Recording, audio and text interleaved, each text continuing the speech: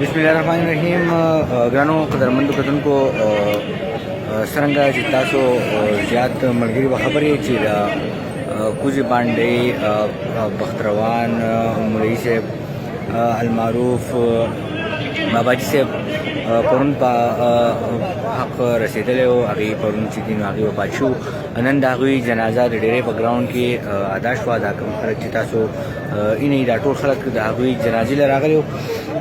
نو د دوی په جنازه کې ډېر زیات په ګڼ شمېر تعداد کې د زندګۍ د هر مکاتب سره تعلق لرونکي خلکو شرکت وکړو او د دوی جنازه چې نو هغه ادا شوه. دلته په زرګو خلکو په دې کې شرکت وکړو. جنازې را مناظر هم تاسو کتلی شئ.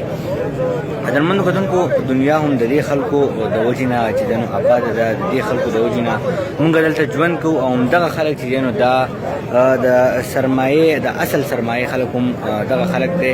الله پاک دې وکړي چې زمونږ په ماحول کې، زمونږ په زندګۍ کې، زمونږ په کلي، زمونږ په ولس کې، زمونږ په ملک کې خصوصي طور دغه شانتي غټ غټ عالمان او مفتیان الله پاک پیدا کړي او زمونږ ملک او زمونږ چې کوم خلق دی چې هغې الله پاک چې هغې ته پوره صحیح چې کوم اصل ترقي دی چې الله پاک هغه دوی ته ورکړي.